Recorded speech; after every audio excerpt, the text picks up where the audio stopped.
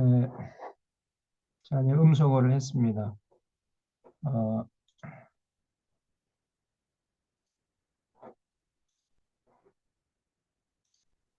오늘은 사무엘하 13장부터 하겠습니다. 사무엘 13장. 지난주에 이제 다윗이 통일 왕국의 왕이 된 후에 에, 제일 먼저 한 것이 이제 그 언약궤를 예루살렘으로 옮겨 왔었죠. 그런 모습을 보고 다윗의 아내였던 어, 누굽니까? 미갈이 그 모습을 보면서 아주 업신여기면서 다윗을 향해서 어, 그렇게 채통머리 없이 구는 게 무슨 왕이냐 뭐 이런 한마디 했다가 다윗에게 미움을 받아가지고 평생 다윗이 미갈을 찾지 않았다는 그런 사건이 있었죠. 그 사건 이후에 에, 어떤 일이 있었냐면요. 지난주 12장에서 봤는데 다윗의 이제 밧세바 사건이 있었던 겁니다. 그래서 지난주 12장 하다가 이제 마쳤는데 이 다윗의 밧세바 사건, 이 오게티죠. 다윗의 오게티인데 이 밧세바 사건은 어디서부터 시작되냐면은 그 미갈 사건에부터 시작된 거예요. 다윗의 마음속에 오매불망 그리워하던 여인이 바로 미갈이었거든요.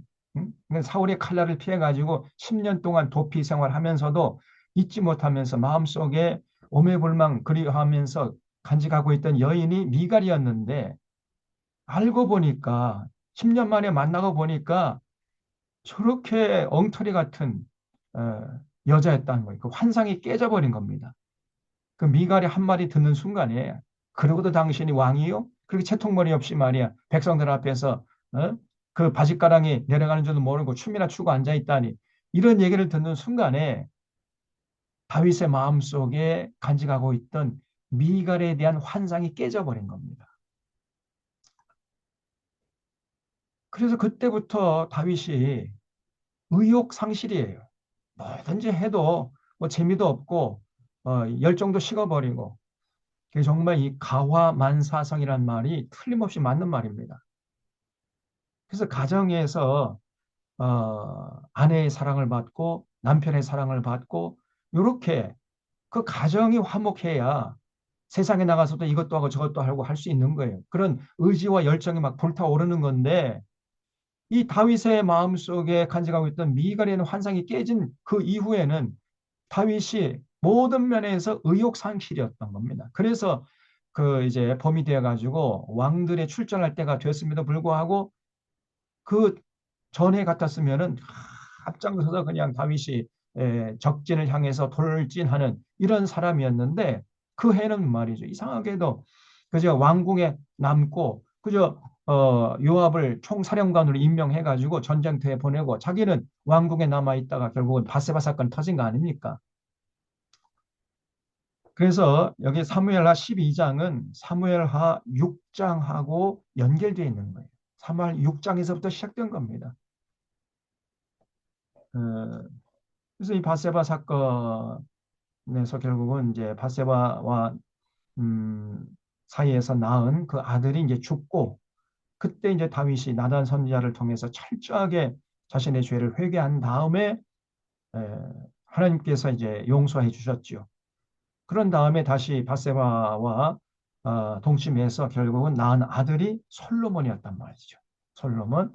솔로몬이란 말이 사실은 샬롬에서 왔다 그랬죠. 제가 지난주에 여기까지 말씀드렸습니다. 이 솔로몬이라는 게 어, 헬라 그러니까 히브리 말 히브리 언어는 원래는 모음이 없었습니다. 자음만 있었어요. 그래서 솔로몬이라는 게 에, 자음만 따지면은 솔, 시옷, 솔이니까 자음이 솔이면 받침이 리을이죠. 시옷, 리을, 리을, 미음이죠. 시옷, 리을, 미음이잖아요. 샬롬도 보세요. 샬롬, 시옷, 샬이니까 리을, 샬롬, 리을, 미음이잖아요. 시옷, 리을, 미음이죠. 그러니까 이 모음을 어디다 갖다 붙이냐에 따라서 솔로몬도 되고 샬롬도 될 수 있는 거예요. 그래서 그만큼 다윗이 예, 두 번째 태어난 아기를 솔로몬이라고 지었던 데에는 샬롬, 평화. 그러니까 그 아기를 평화라고 지었는데 에, 마음속에 평화가 없었던 거죠. 그래서 샬롬이라고 지은 겁니다. 여러분, 이 샬롬이 뭐죠? 이 헬란 말로 이제 신약 성경으로 넘어오면 이 샬롬을 그대로 100% 받는 단어가 있는데 그게 에이레네라는 단어예요. 에이레네. 그러니까 히브리 말로 샬롬, 헬란 말로 에이레네. 이거는 거의 똑같은 뜻을 담고 있는 단어인데 그게 바로 평화입니다. 평화. 그래서 그 유대인들은 만나기만 하면은 샬롬 이렇게 인사해요. 우리는 간밤에 안녕하셨습니까? 뭐 식사하셨습니까? 이렇게 인사하지요. 근데 유대인들은 샬롬 인사합니다. 왜냐하면 유대인들의 역사에 평화가 없었거든요. 유대인들 쫓겨다니는 2000년 동안 나라 없이 헤매는 그래 가는 곳마다 그냥 미움받고 이렇게 핍박받고 그런 민족이 유대 민족 아닙니까? 그래서 이 사람들은 항상 만나면 인사하기 샬롬 평화가 있기를 기원합니다. 이 평화란 이 샬롬이란 말은 어떤 미움과 어떤 시기와 질투가 사라진 그 정도가 아니고요. 그 미움과 질투와 그런 것들이 사라진 그 공간에 주님의 사랑으로 가득 찬 상태, 그걸 샬롬이라고 그래요. 샬롬. 당신에게 이런 평화가 깃들기를 기원합니다. 이런 식으로 이 사람들이 인사를 했어요. 그래서 항상 만나면 샬롬. 그래서 제가 여러분 이렇게 항상 할 때 샬롬 이렇게 맨 마지막에 쓰잖아요. 우리도 샬롬이 중요하죠. 샬롬. 자, 그래서 지난주까지 12장까지 말씀드렸습니다. 자, 그 다음에 13장에는 암논이 다말을 범하고 압살롬이 또 암논을 죽여요. 암논은 그 다윗의 기력의 시작이죠. 다윗의 큰아들 아닙니까? 그런데 이 그 암논, 다윗의 큰아들이 다말은 이제 자기 여동생이거든요. 물론 배다른 여동생입니다. 다윗에게 그 부인들이 여러 명 있었기 때문에 그 배달은 자기 동생 다말을 성폭행을 해버렸어요. 암논이라는 놈이. 그러니까 압살롬이 다말의 친오빠였거든요. 그래서 이 압살롬이 앙심을 품고 그 자기 형이죠. 물론 배달은 형이지만은 암논을 그 양털 깎는 그 잔치 자리에 초대해가지고 자기 부하들 시켜가지고 죽여버렸습니다. 이런 끔찍한 사건이 일어나는 장면을 기록한 내용이 13장이에요. 그리고 이것이 바로 그 다말 사건에서 계속 연결되는 거예요. 그러니까 다윗의 삶이 지금 최정점을 찍고 계속해서 이제 내리막길로 내려가는 것을 우리가 13장 이후부터 쭉 살펴볼 수가 있습니다. 그래서 암논이 다말을 성폭행을 하고 또 압살롬이 앙심을 품고 암논을 쳐 죽이고 압살롬이 이제 자기 아버지 다윗의 책임 추궁이 두려우니까 자기 처가집으로 도망쳐 버려요. 그러다가 이제 다윗이 3년 만에 용서하니까 이제 예루살렘으로 돌아오고 그래도 2년 동안 다윗이 그 왕자의 그 왕의 식탁에 부르지 않습니다. 그러다가 이제 2년 후에 그러니까 어, 압, 암논을 죽인 그 이후 한 5년 후에 다윗이 압살롬과 화해를 해요. 화해를 하자마자 이 압살롬이 에, 다윗의 자리를 노려가지고 쿠데타를 일으킵니다. 이 압살롬이라는 사람. 그래서 이제 다윗이 그냥 허둥지둥 그 왕좌에서 쫓겨나가지고 도망치는 이런 장면이 16장에 나오고 그 뒤를 따라서 시므이가 다윗을 조롱하는데 이 시므이가 베냐민 지파 사람이었죠. 그러니까 사울의 정권 하에서 온갖 특혜를 다 누리던 이런 사람이 다윗 때문에 이제 사울 정권이 무너지니까 자기들이 누리던 기득권 다 빼앗겼잖아요. 그래서 앙심을 품고 있다가 다윗이 그 셋째 아들 압살롬의 쿠데타에 의해서 쫓겨난 걸 보고 그냥 좋아하면서 다윗의 뒤를 따라다니면서 가거라 가거라 이 비열한 놈아 너도 네가 많은 사람을 이렇게 피를 흘리더니 너도 똑같은 꼴을 당하는구나 참 좋다 그러면서 막 돌을 던지면서 저주를 한 사람이죠. 시므이가. 이런 사건이 쭉 이어집니다. 그러니까 이제 다윗의 노년이 상당히 참 비참했어요. 그냥 평생 하나님 사랑하고 하나님의 뜻을 받들어 살았는데 결국은 그 미가이란 여인 그리고 그 가정에 너무 그 바빠서 그랬는지 가정을 잘 안 돌봤던 것 같아요. 그러다가 결국은 이제 왕자의 난에 봉착하게 되고 그 왕자들이 권력 다툼을 하고 이제 그러는 바람에 거기에 휘둘려 가지고 다윗의 노년의 삶이 굉장히 어려웠습니다. 자, 그런 내용들을 이제 이번 시간에 살펴보겠습니다. 자, 13장 1절에 보세요. 그 후에 이 일이 있으니라. 그 후라는 것은 그 바세바 사건 후에 그런 얘기죠. 다윗의 아들 압살롬에게 아름다운 누이가 있으니 이름은 다말이라. 다윗의 다른 아들 암논이 이 암논이 다윗의 큰아들이에요. 그를 사랑하나 그 자기 여동생의 친동생 물론 배다른 친동생이지만은 그 암논이 아마 그 다말이 상당히 아름다웠는지 그냥 짝사랑을 하고 있단 말이죠. 그는 처녀이므로 어찌할 수 없는 줄을 알고 암논이 그의 누이 다말 때문에 우라로 말미암아 병이 되니라. 이제 상사병이 난 거예요. 암논에게 요나답이라고 하는 친구가 있으니 그는 다윗의 형 시므아의 아들이요 심히 간교한 자라. 그러니까 이 요나답이라는 친구가 이제 암논에게 와, 너 도대체 왜 그렇게 기운도 없고 말이야 사람이 희마리가 없냐? 도대체 뭐 때문에 그러냐? 여차여차해서 내가 동생을 사랑하는데 어떻게 해볼 도리가 없다는 거예요. 그래? 아이고 그러면 말이야 이렇게 하면 될 거 아니냐 해가지고 이 요나답이 꾀를 빌려줬어요. 아주 간사한 꾀입니다. 아주 비열한 꾀예요. 그 여러분 친구도 잘 줘야 돼요. 내가 누군가를 알려면 내가 지금 자주 어울리는 내가 자주 어울리는 친구가 어떻게 살아가는가 이걸 보면은 그 친구가 살아가는 모습이 바로 납니다. 끼리끼리 다니는 거예요. 끼리끼리 뭉치고 이걸 유유상종이라 그래요. 그러니까 이 암논이 벌써 이 비열한 심히 간교한 자인 요나답과 어울렸다는 것은 이 암논도 별로 좋은 사람이 아니라는 사실을 알 수 있어요. 그래서 그 사람을 평가하려면 그 사람이 어울리는 그 사람과 친한 그 친구를 보면 알 수 있는 거예요. 누구랑 자주 어울려 다니느냐. 이걸 보면은 그 사람의 진면목이 드러나는 것입니다. 이거 숨길 수가 없어요. 그래서 그가 이 요나답이 암논에게 이르되 왕자여 당신 어찌하여 나날이 이렇게 파리하여 가느냐 내게 말해주지 않아야 하겠느냐 하니 암논이 말한 내가 아우 압살롬의 누이 다말을 사랑하기 때문에 상사병이 났다는 거예요. 그러니까 요나답이 그에게 이르되 침상에 누워 병든 체하다가 네 아버지가 너를 보려거든 너는 그에게 말하기를 원컨대 내 누이 다말이 와서 내게 떡을 먹이되 내가 보는 데에서 떡을 차려 그의 손으로 먹여주게 하옵소서 이렇게 부탁을 하는 거예요. 아버지 다윗에게.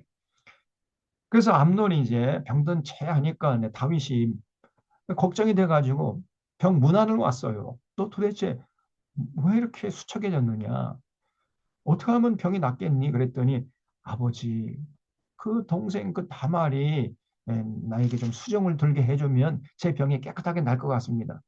이렇게 얘기를 하니까 다윗이 아무 생각 없이 그래? 그럼 그렇게 해라. 이 다윗도 생각이 없어요. 딱 눈치를 챘어야 하는 거 아닙니까? 그래서 여기 7절에 다윗이 사람을 그의 집으로 보내 다말에게 이르되 이제 내 오라버니 암논의 집으로 가서 그를 위하여 음식을 차리라. 사지로 보낸 겁니다. 그러니까 다말이 그 오라버니 암논의 집에 이르매 그가 누웠더라. 다말이 밀가루 가지고 반죽하여 그가 본 데서 과자를 만들고 과자를 굽고 냄비를 가져다가 그 앞에 쏟아 놓아도 암논이 먹기를 거절하고 암논이 이르되 모든 사람을 내게서 나가게 하라 하니 다 그를 떠나 나가니라. 그런 다음에 이제 암논이 갑자기 달려들어가지고 성폭행을 해버린 거예요. 성폭행을 할 때 이 다말이요. 어, 12절에 이 11절부터 보면 그에게 먹으려고 가까이 가지고 갈 때 암논이 그를 붙잡고 그에게 이르되 나의 누이야 나와 동침하자 하는지라 그가 그에게 대답하되 이 그가는 이제 다말이죠. 그녀가 이렇게 번역을 해야 됩니다. 전부 다 남성 대명사로 받았는데 사실 여성 대명사로 받아야 돼. 그녀가 그에게 대답하되 아니라 내 오라버니여 나를 욕되게 하지 말라. 이런 일은 이스라엘에서 마땅히 행하지 못할 것인데 이 어리석은 일을 행하지 말라. 내가 이 수치를 지니고 어디로 가겠느냐. 너도 이스라엘에서 어리석은 자 중에 하나가 되리라. 이제 청컨대 왕께 말하라. 그가 나를 내게 주기를 거절하지 아니하시리라. 아니 오빠 이러지 말고 정식으로 아버지에게 부탁하면 아버지가 오빠에게 나를 아내로 줄 수 있다. 이렇게 얘기했는데 그 말을 듣지 않고 다말보다 힘이 셈으로 억지로 그와 동침하니라. 그리고는요. 이렇게 이제 거사를 치른 다음에 암논이 그를 심히 미워하니 이제 미워하는 미움이 전에 사랑하던 사랑보다 더한지라. 이게 사랑이 아니죠. 이거는 욕정이지. 이게 어떻게 사랑입니까? 예? 사랑은 그런 게 아니에요. 자기 욕정을 채우려고 한 것이지 이 에, 암논이요 절대로 다말을 사랑한 게 아닙니다. 사랑한다면 그렇게 할 수가 없어요. 음, 그래서 그 이제 자기 에, 그 욕정을 채운 다음에 그냥 자기 여동생이잖아요. 그 여동생을 더 미워하고 막 쌍욕을 해대는 거예요, 그냥. 이 16절에 보니까 다말이 그 얘기를 돼. 옳지 아니하다. 나를 쫓아보내는 이 큰 악은 아까 내게 행한 그 악보다 더나하되 암논이 그를 듣지 아니하고 그가 부리는 종을 불러 이 계집을 내게서 이제 내보내고 그 문빗장을 치러라. 이렇게 쌍욕을 하면서 말이죠. 내쫓아버린 거예요. 그러니까 얼마나 이 다말이요. 참 고통스러웠겠습니까? 다말이 죄를 자기 머리에 덮어쓰고 그의 세 곳을 찢고 손을 머리 위에 얹고 가서 크게 울부짖니라. 그 모습을 이제 그 친오빠였던 압살롬이 봤어요. 그래서 이게 어찌 된 거냐? 그 여차여차 이제 자초지종을 얘기해 줬을 거 아닙니까? 그러니까 이제 압살롬이요. 20절 보세요. 그 얘기를 내 오라버니 암논이 너와 함께 있었느냐? 그러나 그런 내 오라버니니 누이야 지금은 잠잠히 있고 이것으로 말미암아 근심하지 말라 하니라. 이에 다말이 그의 오라버니 압살롬의 집에서 차량하게 지내니라. 다윗이 이 모든 일을 듣고 심히 노하니라. 아니 분노를 했으면 그 죄값에 에, 상응하는 어떤 처벌을 해야 할 거 아닙니까? 근데 가만히 두는 거예요, 그냥. 압살롬은 암논이 그의 누이 다말을 욕되게 했으므로 그를 미워하여 암논에 대하여 잘잘못을 압살롬이 말하지 아니하니라. 압살롬이 앙심을 품은 거예요. 그래서 압살롬이 이제 복수하는데 23절 이하 쭉 보면은 어, 그 양털을 깎는 그 잔칫날 그 형제들을 자 이렇게 초대한 다음에 미리 부하들에게 내가 신호를 보내면 저놈 그 암논을 쳐 죽여라. 이렇게 이제 약속을 해놓고는요. 그 암논을 초대해가지고 그 자리에서 그냥 죽여버린 거예요. 여기 28절에 압살롬이 이미 그의 종들에게 명령하 이르기를 너희는 이제 암논의 마음이 술로 즐거워할 때를 자세히 보다가 내가 너희에게 암논을 치라 하거든 그를 죽이라. 두려워하지 말라. 내가 너희에게 명령하는 것이 아니냐. 너희는 담대히 용기를 내라. 이렇게 부하에게 명령을 해놨어요. 결국은 압살롬의 종들이 압살롬의 명령대로 암논에게 행하며 왕의 모든 아들들이 일어나 각기 노새를 타고 도망치니 뿔뿔이 도망쳐 버렸어요. 예, 암논만 죽은 거죠. 그래서 그들이 그리 있을 때 압살롬이 왕의 모든 아들들을 죽이고 하나도 남기지 아니했다는 소문이 이건 거짓 소문입니다. 사실은 다른 왕자들은 다 살았고요. 암논만 죽은 거예요. 근데 왕자들이 다 죽었다 이런 소문이 퍼졌다는 거죠. 다윗에게 이르되 이름에 왕이 곧 일어나서 자기 옷을 찢고 땅에 드러눕고 그의 신하들로 다 옷을 찢고 모셔 선지라. 다윗의 형 시므아의 아들 요나답이 아뢰어 이르되 이 주여 젊은 왕자들이 다 죽임을 당한 줄로 생각하지 마옵소서. 오직 암논만 죽었으리라. 이죠. 어, 그러니까 이 결국은요, 이 요나답 이놈이 죽게 한 거나 마찬가지잖아요, 사실은. 응? 옆에서 꾀를 빌려줘 가지고 이 요놈이 또 요나답이 쪼르륵 그냥 다윗에게 달려가 가지고 배야 다 죽은 게 아니라 그 암놈만 죽었습니다. 이렇게 또 얘기해 주는 거예요. 이런 놈들이 있어요. 살다 보면. 그래서 그가 압살롬의 누이 다말을 욕되게 한 날부터 압살롬이 결심한 것이니이다. 이렇게 또 고자질을 하네. 예? 지가 꾀를 빌려준 거 아닙니까? 예? 아주 이 비열한 놈이죠. 이 요나답이라는 자가. 그래서 그라운즉 내 주왕이여 왕자들이 다 죽은 줄로 생각하여 상심하지 마옵소서. 오직 암논만 죽었으리이다. 이렇게 이제 다윗을 위로했어요. 그러면서 이제 압살롬에게 이제 책임을 전가하는 거죠. 그러니까 압살롬이요. 큰일 났잖아요. 압살롬이 도망가 버린 거. 어디까지 도망갔느냐?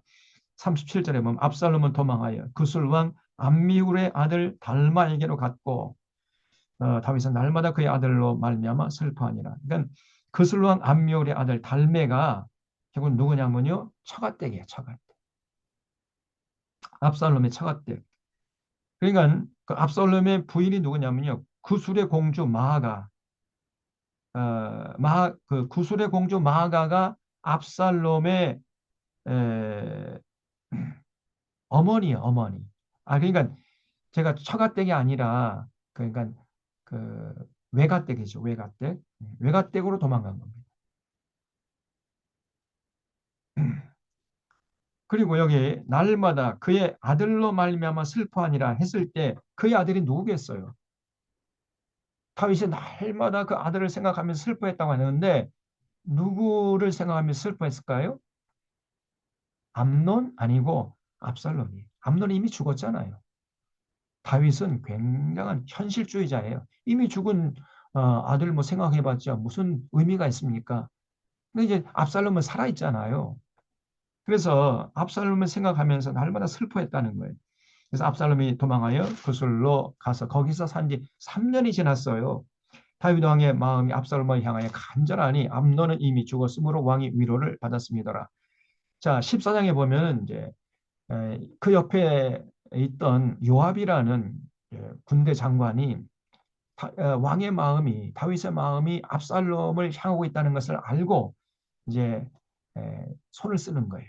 그래서 어떤 지혜로운 여인 하나를 데려다가 네가 상주가 된 것처럼 상복을 입고 기름을 바르지 말고 여기 2절이죠. 죽은 사람 외 오래 슬퍼하는 여인처럼 이렇게 변장을 하고 왕에 들어가 가지고 이렇게 말을 해라라고 그 입에 말을 넣어 줬어요.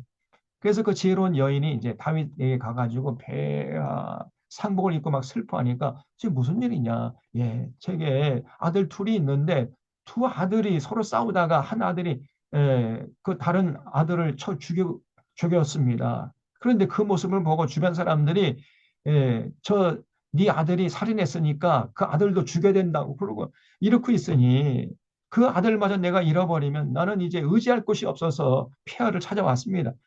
뭐가 어째고 어째요? 절대로 당신 아들 죽지 않게 해줄 테니까 안심마시오. 이렇게 다윗이 처분을 해. 그때 그 여인이요. 폐하 참 황공무지로소이다마는 그런데 저에게는 그렇게 선처를 해주시면서 다윗은 왜 압살롬을 용서하지 않습니까? 이렇게 그냥 대놓고 얘기하는 거예요. 그냥 이 다윗이 가만히 보니까 이게 심상치 않은 여인이거든요.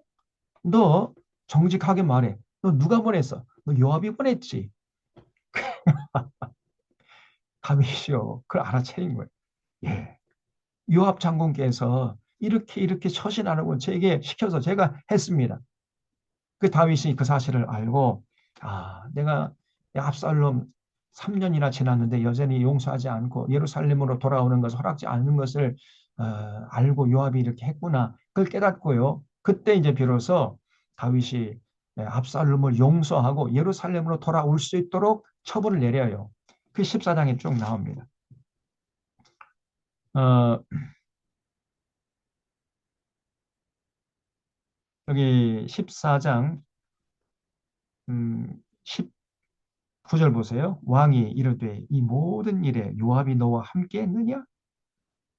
그냥 다윗이 딱 보니까 이 여인이 혼자 일을 도모한 게 아닌 것 같아요. 그래서 요압이 시켰지. 이렇게 얘기한 겁니다.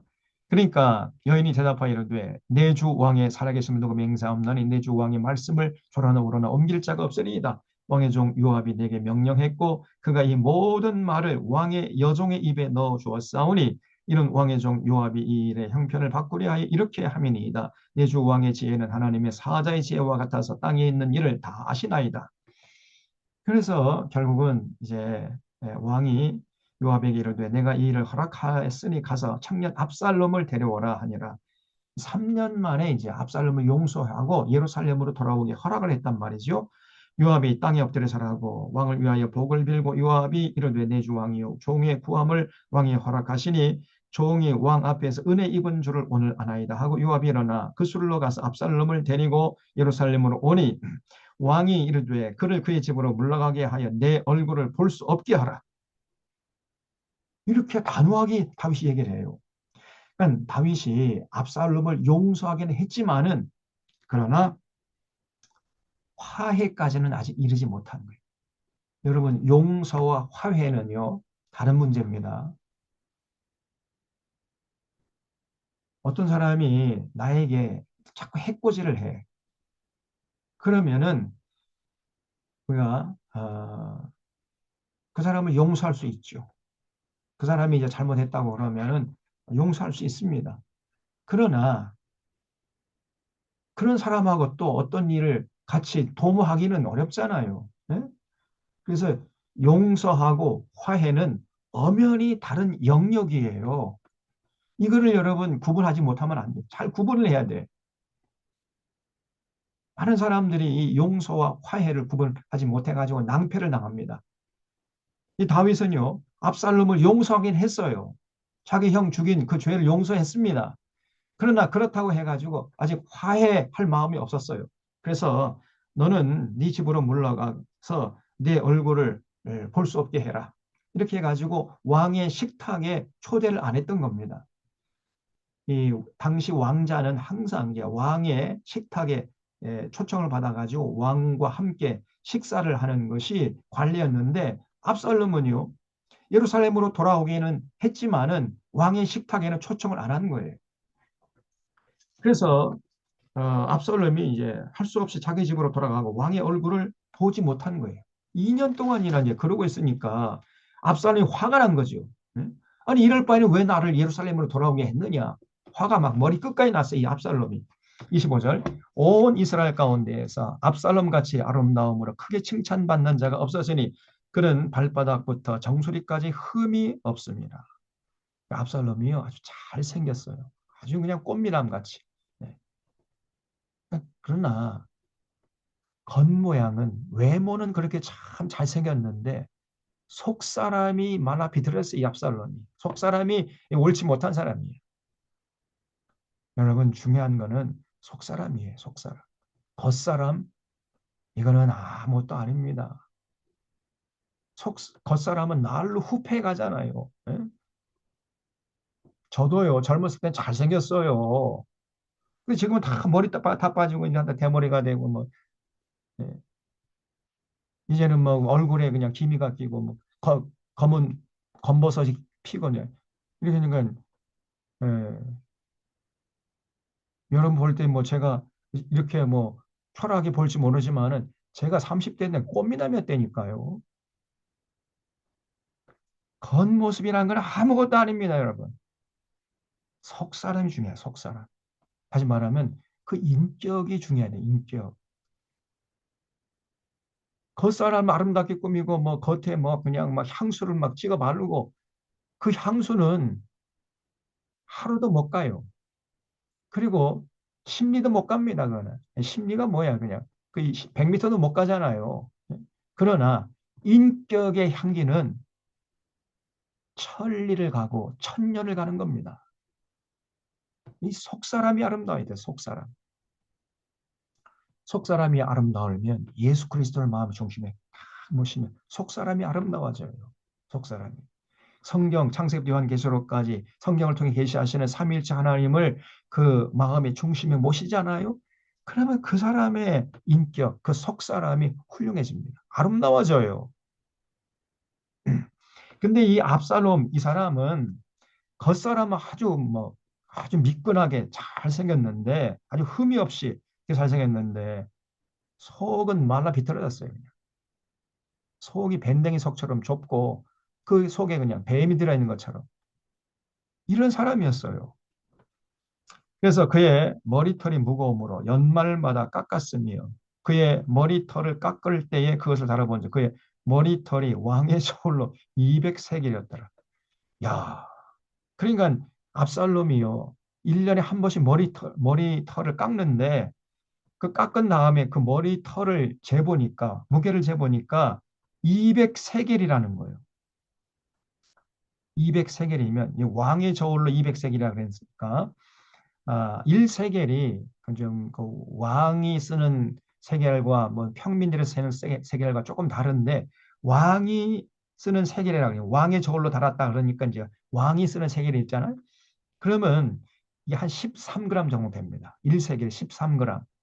그럼 200세겔이면 200 곱하기 13 하면 되겠죠? 제가 시간 나가지고 계산해 보니까 2.6kg이에요. 2.6kg 머리털을 깎았던 1년 만에 좀 놀래주세요. 그러니까 이 머리가요, 머리털이 정말 사자머리 같이 이렇게 풍성했던 것을 알 수 있죠. 저도 젊었을 때 머리털이 진짜 사자머리 같았어요. 그리고 제 이발소에 가면은 그 이발사가 아이고 선생님 머리털은 왜 그렇게 두꺼운지 마치 그 철사줄 같다 이런 얘기를 하더라고요. 철사줄. 조금 과장을 해서 그런지. 사자머리 같이 막 이랬는데 지금은 머리 다 빠지고 뭐. 어쨌든 이 압살롬이요 이렇게 참 겉모습은 훌륭했단 말이죠. 그래서 압살롬이 아들 셋과 딸 하나를 낳았는데 딸의 이름은 다말이라. 그는 얼굴이 아름다운 여자더라. 그러니까 자기 누이를 그렇게 좋아했는지 자기 딸 이름도 다말이라고 졌어요.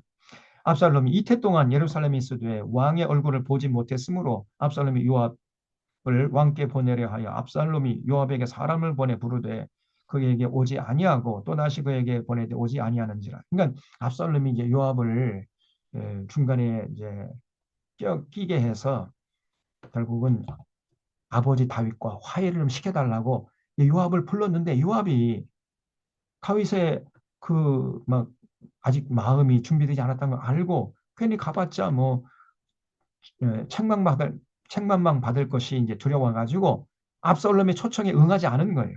두 번씩이나 초청에 응하지 않았어요. 그러니까 압살롬이 화가 나가지고 압살롬이 자기의 종들에게 이르되 보라 요압의 밭이 내 밭 근처에 있고 거기에 보리가 있으니 가서 불을 지르라. 자기 종들에게 요압의 밭에 가서 그냥 불 질러 버려라. 이렇게 거친 사람이야 이 압살롬이. 화가 난다고 말이야. 자기 화를 주체하지 못하는 겁니다. 요압이 일어나 압살롬의 집에 가서 그냥 요압이 그냥 막 따지는 거죠. 예? 그래서 그에게 이르는데 어째서 내 종들이 내 밭에 불을 질렀느냐 하니 압살롬이 요압에게 대답하네. 내가 일찍이 사람을 네게 보내 너를 이리로 오라고 청한 것은 네가 너를 왕께 보내 아뢰게 하기를 어찌하여 내가 그 수레에 돌아오게 했나이까. 이때까지 거기에 있는 것이 네게 나았으리다 하려 함이로라. 이제는 네가 나로 하여금 왕의 얼굴을 볼 수 있도록 중간에 다리를 좀 놔달라. 다리를 놔달라고 자네를 초빙했는데 안 오니까 내가 화가 나가지고 내 종들을 보내가지고 당신 집에 밭에 불을 지르라고 했어. 이렇게 얘기하는 거예요. 이렇게 거친 사람이었습니다. 압살롬. 33절에 요압이 이제 할 수 없이 등 떠밀려 가지고 왕께 나아가서 그에게 아람의 왕이 압살롬을 부르니 그가 왕께 나아가 그 앞에서 얼굴을 땅에 대어 그에게 절하며 왕이 압살롬과 입을 맞추니라. 그러니까 드디어 이제 5년 만이죠. 아버지 다윗을 보지 못한 지 5년 만에 압살롬이 다윗의 부름을 받고 왕의 식탁에 나가가지고 아버지 하고 딱 다윗을 앉는 순간에 이거 뭐야 젠장? 에? 늙었잖아. 이렇게 된 겁니다. 그래서 여기 34절 보면은요. 압살롬이 아버지 다윗을 안고 생각하기를 늙었잖아 젠장. 이렇게 돼 있죠. 여기 34절 보세요. 34절. 34절 있습니까? 없습니까? 여러분 성경책에 없죠? 제 성경책에 있어요. 그래서 이 전후 문맥을 살피면은 압살롬이 다윗을 이제 5년 만에 이제 허깅을 한죠. 이렇게 아버지하고 아버지 품에 딱 안기면서 생각할 때 이거 뭐야? 옛날 아버지가 아니네. 이렇게 생각하는 거죠. 그러니까 5년 동안에 다윗이 마음고생이 심했던 겁니다. 그 이제 큰아들이 자기 여동생을 성폭행을 하고 그걸 빌미로 해가지고 셋째 아들이 압살롬이 자기 큰아들을 쳐 죽이고 도망쳐 버리고 이게 콩가루 집안 아닙니까 이거? 예? 뭐 이런 콩가루 집안 어디 있어요? 그래서 그것 때문에 마음고생이 다윗이 굉장히 심하는 바람에 그냥 5년 만에 팍싹 늙어버린 거예요. 게다가 이제 에, 미갈 사건도 있고 바세바 사건도 있었고 이러니까 여러분 이 마음의 스트레스가 이게 굉장히 사람을 늙게 하는 거거든요. 그래서 압살롬이 야 예전 같지가 않구나 우리 아버지가 그렇다면 내가 그 왕위를 차지해야 되겠다 이렇게 야심을 품은 거예요. 이 압살롬 요놈이. 그래서 15장 1 되면 곧바로 이제 압살롬이 쿠데타를 준비합니다. 그 후에 압살롬이 자기를 위하여 병거와 말들을 준비하고 후위병 50명을 그 앞에 세우니라. 압살롬이 일찍 일어나 성문길 곁에 서서 어떤 사람이든지 송사가 있어 왕의 재판을 청하러 올 때 그 사람을 불러 이르되 너는 어느 성읍 사람이냐 하니 그 사람의 대답이 종은 이스라엘 아무 지파에 속하였나이다 하면 압살롬이 그에게 이르기를 보라 내 일이 옳고 바르다마는 내 송사를 들을 사람을 왕께서 세우지 아니하셨다 하고 압살롬이 이르기를 내가 이 땅에서 재판관이 되고 누구든지 송사나 재판할 일이 있어 내게로 오는 자에게 내가 정의 베풀기를 원하노라 하고 사람이 가까이 와서 그에게 절하려 하면 압살롬이 손을 펴서 그 사람을 붙들고 그에게 입을 맞추니 이스라엘 무리 중에 왕께 재판을 청하러 오는 자들마다 압살롬의 행함이 이와 같아서 이스라엘 사람의 마음을 압살롬이 훔쳤어요. 그러니까 압살롬 본심과 다르게 행동했다는 거예요. 압살롬이 야심을 품었어요. 내가 다윗의 왕좌를 차지해야 되겠다. 이런 야심을 품은 상태로 그는 이제 내색을 하지 않고 백성들에게 아주 정의를 베풀고 선정을 베풀었다는 거예요. 그러니까 백성들이 야, 저 압살롬이야말로 다윗의 후계자감이야. 다윗의 뒤를 이어서 압살롬이 왕이 돼야 돼. 이렇게 다 이제 됐던 거예요. 그냥 쿠데타 준비가 착착 진행된 거죠. 그러니까 다시 말씀드려서 당시에 이스라엘 백성들이 압살롬에게 속아 넘어간 겁니다. 속에는 뱀이 들어 있었는데 겉으로는 아주 그냥 뭐 천사처럼 백성들에게 대하니까 백성들이 이제 압살롬을 다윗의 후계자로 그 반열에 올려놓은 거죠. 우리가 저 윤석열한테 속아 넘어간 거죠. 2번 찍은 사람들도 다 속아 넘어간 거 아닙니까? 또 언론이 그냥 막 대서특필해주고 뭐 언론이 막 윤석열 붕붕 띄우고 그랬잖아요. 또 한국교회 목사 장로들이 전부 다 윤석열이 저 사람이 정말 올곧은 사람이니까 대통령 노릇 잘할 것이다라고 얼마나 입이 침이 마르도록 칭송을 했습니까? 전부 다 속아 넘어간 거죠. 검찰총장 할 때도 그랬대요. 문재인 대통령이 지난 며칠 전에 그런 얘기 했잖아요. 가장 적극적으로 검찰 개혁을 하겠다고 해서 약속을 해서 그 사람을 검찰총장으로 등용을 했다는 거예요. 등용하자마자 뒤통수 쳐버린 겁니다. 그리고 이제 자기 죗값이 드러나니까 결국은 이제 대권을 욕심을 내가지고 결국은 언론들과 짝짝꿍 내가지고 또 이제 이단들 짝짝꿍 한국교회 짝짝꿍 해가지고 결국은 윤석열이 대권을 이제 틀어준 거지요. 그러면서 이제 드디어 본심을 드러낸 겁니다. 영구 집권을 획책했잖아요. 그 윤석열의 마음속에 뱀이 들어있는 거죠. 그 온갖 뭐 미사 여구를 섞어가지고 뭐 공정과 상식의 나라를 세워주겠다. 새빨간 거짓말이었습니다. 여러분. 거기에 다 속아 넘어간 거예요. 순진한 이 땅의 국민들이. 근데 아직도 정신 못 차린 사람들이 많아. 그래갖고 전환기를 그런 미친놈이 그게, 예? 그게 무슨 역사 강사예요.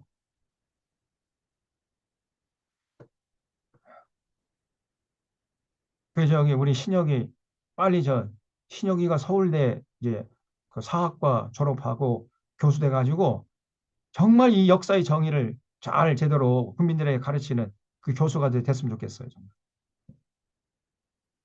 음,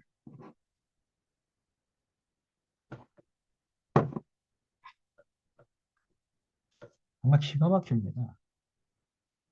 음, 그래서 이제 7절에 보면 4년 만에 드디어 이제 압살롬이 거사를 추진하는 거죠. 왕께 저 폐하 아버지 폐하 제가 서운한 것이 있으니까 헤브론 가가지고 조금 좀 그 서운한 것을 이룰 수 있도록 도와주십시오. 제가 그 거슬 땅에 도망가 있을 때 여호와께서 예루살렘으로 돌아가게 하시면은 내가 여호와를 그 저 섬기겠다고 그 서원을 했으니까 헤브론 가서 하나님 앞에 그 서원 제사 드릴 수 있도록 도와주십시오. 다윗이 아무 생각 없이 그래 그렇게 해라라고 이제 허락을 하니까 압살롬이 헤브론 예루살렘하고 헤브론 좀 남쪽이거든요. 거기 헤브론이 굉장히 큰 도시예요. 거기다 군사를 다 모아가지고 예루살렘을 쳐들어가는 겁니다. 여기 9절에 왕이 그에게 이르되 평안히 가라 하니 그가 이르되 헤브론으로 아니라 이 압살롬이 정탐을 이스라엘 모든 지파 가운데 두루 보내 이르기를 너희 나팔 소리를 듣거든 곧 말하기를 압살롬이 헤브론에서 왕이 되었다 하라 아니라 그때 청을 받은 200명이 압살롬과 함께 예루살렘으로부터 헤브론으로 내려갔어요. 그들은 압살롬이 꾸민 모든 일을 알지 못하고 그저 따라가기만 한 사람들이라 제사 드릴 때 압살롬이 사람을 보내 다윗의 모사 길로 사람 아히도베를 그의 성읍 길로에서 청하여 온지라 반역하는 일이 커감해 압살롬에게로 돌아오는 백성이 많아지니라. 그래서 이 압살롬이요 자기의 군사 책사로 누구를 초빙했냐면 아히도벨이라는 사람을 책사로 청했다는 거죠. 이 아히도벨이 누구냐면요 밧세바의 친할아버지 밧세바. 사무엘하 23장 34절, 사무엘하 11장 3절에 보면 나옵니다. 그러니까 이 밧세바 사건으로 이제 이 아히도벨이 다윗에게 앙심을 품은 거죠. 아니 평화롭게 그 잘 살고 있었는데 다윗이 중간에 끼어드는 바람에 그 충신 우리아가 죽고 결국은 밧세바가 결국은 그 청상 과부가 되었다가 결국은 다윗의 이제 아내가 되긴 했습니다마는 한 가정이 깨져버렸잖아요. 그러니까 아이도벨이 거기에 대해서 이제 앙심을 품고 있었던 거예요. 그래가지고 압살롬의 쿠데타 편에 서버린 거예요. 이 아이도벨이 당시에 많은 백성들에게 존경받는 아주 참 올곧은 사람이었는데 결국은 밧세바 사건으로 인해서 다윗에게 등을 진 겁니다. 굉장히 현명하고 사렵 있고 그 명석한 두뇌와 넓은 안목을 가진 사람이었어요. 그런 사람이 다윗에게 등을 지고 압살롬 편에 붙었으니까 압살롬 입장에서 볼 때는 천군 만마를 얻은 격이었던 거죠. 결국 이게 밧세바 사건 그리고 더 나아가서 이 미가 사건과 다 연결되는 거예요. 이게 결국은 이제 다윗이 자기 아들 압살롬 쿠데타군이 이제 쳐들어온다는 소식을 듣고 큰일 났거든요. 그래서 13절 전령이 다윗에게 와서 말하되 이스라엘의 인심이 다 압살롬에게 돌아갔다 한나이다 한지라 다윗이 예루살렘에 함께 있는 모든 신하들에게 이르되 일어나 도망하자 그렇지 아니하면 우리 중 한 사람도 압살롬에게서 피하지 못하리라 빨리 가자 두렵건대 그가 우리를 급히 따라와 우리를 해치고 칼날로 성읍을 칠까 하노라. 그래가지고요 도망친 거예요. 도망치면서 어떤 처분을 했냐면 15절 왕의 신하들이 왕께 이르되 우리 주 왕께서 하고자 하시는 대로 우리가 행하리다 보소서 당신의 종들인다 하더라. 왕이 나갈 때 그의 가족을 다 따르게 하고 후궁 10명을 왕이 남겨도 왕국을 지키게 했어요. 후궁 10명 여자들 여인들 당신들이 여기 왕궁을 지켜 그러면서 남기고 이제 갔는데 나중에 이 아이도벨이요 뭐라고 그 꾀를 빌려주냐면 압살롬에게 그 왕의 여인, 당신의 아버지 다윗의 여인이었던 그 후궁 10명을 백성들이 보는 앞에서 백주대낮에 범하십시오. 그러면 백성들이 아하, 이제 완전히 다윗과 압살롬의 관계는 끝났다. 이렇게 인정하고 에, 압살롬 폐하를 따를 것입니다. 지금 백성들이 누구 편에 설 것인가 눈치를 보고 있는데 폐하께서 그 다윗의 여인 후궁 10명을 백주대낮에 다 성폭행을 해버리면은 백성들의 마음이 이제 폐하께로 다 모여질 것입니다. 이렇게 건의를 해요. 이 아히도벨이. 그러니까 어, 다윗이 잘못했던 것을 기억해놓고 똑같이 되갚음해 주는 거지. 나단이 그랬잖아요. 나단이 하나님 당신 용서하지만은 그러나 당신의 여인들 10명 후궁들을 백주대낮에 성폭행하게 할 것이요. 이렇게 예언을 했는데 그 나단의 예언이 아히도벨에 의해서 그대로 현실이 되어버린 겁니다. 압살롬하고. 참 놀라운 얘기예요. 그래서 이제 10명을 남겨두고 이제 도망을 치는 거예요. 17절 왕이 나가매 모든 백성이 다 따라서 벤메르 하게 이르러 멈추었으니 그의 모든 신하들이 그의 곁으로 지나가고 모든 그렛 사람과 모든 블렛 사람과 및 왕을 따라 가드에서 온 모든 가드 사람 600명이 왕 앞으로 행진하니 그때 왕이 가드 사람 이때 이르되 어찌 너도 우리와 함께 가느냐 너는 쫓겨난 나그네인이 돌아가서 왕과 함께 네 곳에 있으라. 갓 사람 그 골리앗 제 고향이 가드잖아요. 그 갓 사람이었는데 다윗의 신하로 살고 있었던 이때를 이제 당신은 당신 고향으로 돌아가라 이렇게 돌려보냈다는 거예요. 그리고 이제 막 도망치는 거예요. 도망치려고 보니까 여기 이 24절에 보면 사독과 그와 함께한 모든 여인 사람들 하나님의 언약궤를 메다가 하나님의 언약궤를 내놓고 아비아달도 올라와서 모든 백성의 성에서 나오기를 기다리도다 그랬죠. 그러니까 사독이 제사장 아닙니까? 사독이 언약궤를 그 지정된 장소에서 꺼내 와가지고 다윗이 오면은 같이 이제 언약궤를 메고 도망하려고 준비하고 있었단 말이죠. 그 다윗이 그걸 보고 깜짝 놀라요. 아니 자네 왜 이 언약궤를 모시고 왔어? 우리 폐하 언약궤를 모시고 가야 권력의 정통성이 있는 거 아닙니까? 그렇군요. 언약궤를 차지하는 쪽의 권력의 정통성을 확보할 수 있는 거거든요. 그 당시에. 왜냐하면 언약궤 하나님이 임재하는 장소라고 당시 사람들이 믿고 있었으니까 언약궤를 차지하는 쪽이 권력의 정통성을 인정받게 되어 있는 거예요. 그래서 사독이 생각 끝에 언약궤를 모시고 이제 다윗과 도망하려고 그렇게 계획을 세웠는데 다윗이 보고 깜짝 놀라요. 아니야. 그런 거 아니야. 응? 빨리 언약궤를 그 원래 있던 곳으로 다시 갖다 놓고 와라. 이렇게 처분을 내립니다. 또 생각해봐. 아니, 내가 하나님을 아련하려고 하나님 앞으로 나아가야지. 어떻게 하나님이 내가 나오는 것을 하나님이 기다리게 할 수 있느냐 말이에요. 이 우주 만물을 창조하신 하나님을 어떻게 내가 하나님께 나가야지. 하나님이 내게 나오도록 용납할 수 있겠느냐. 너 아무 생각 없이 말이야. 이런 짓을 안 해. 너 잘못한 거야. 빨리 언약궤를 원래 있던 곳에 다시 모셔다 놓고 와라. 이렇게 처분을 내려요. 이게 다윗이었습니다. 여러분 위기의 순간에 어떻게 행동하는가를 보면 그 사람의 진면목이 드러나는 거거든요. 다윗은 그 위기의 순간에 정말 하나님 우선, 하나님 입장을 먼저 고려하고 하나님의 뜻을 먼저 생각하는 이런 사람이었다는 것을 알 수 있습니다. 이 진짜 믿음의 사람이죠. 그래서 여기 25절 왕이 사독에게 이르되 보라 하나님의 궤를 성읍으로 도로 메어 가라 그랬어.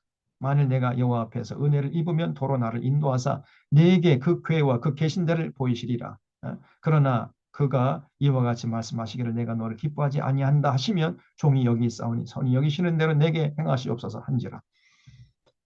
그래서 뭐 권력의 정통성 그런 거 따지지 말고 어? 원래 있던 그 장소에다가 언약궤를 모셔놓고 와라. 이렇게 처분을 내렸어요. 이거는 굉장히 용기 있는 결단입니다. 정말 신앙이 아니면 이렇게 결단할 수가 없어요. 웬만한 사람들은 그래 가자. 자기 권력 우선이니까 권력의 정통성 확보하기 위해서는 언약궤를 모시고 와야 된다 해가지고 뭐 하나님 입장이고 뭐고 그런 거 생각을 안 할 거 아니에요. 다윗은 그렇지 않았습니다. 내가 하나님 앞에 나가야지. 어떻게 하나님이 나를 예? 만나러 오게 하실 수 있느냐. 절대 그런 건 난 용납 못한다. 빨리 원래 있던 장소에 모셔놓고 오라. 이렇게 처분하는 거예요.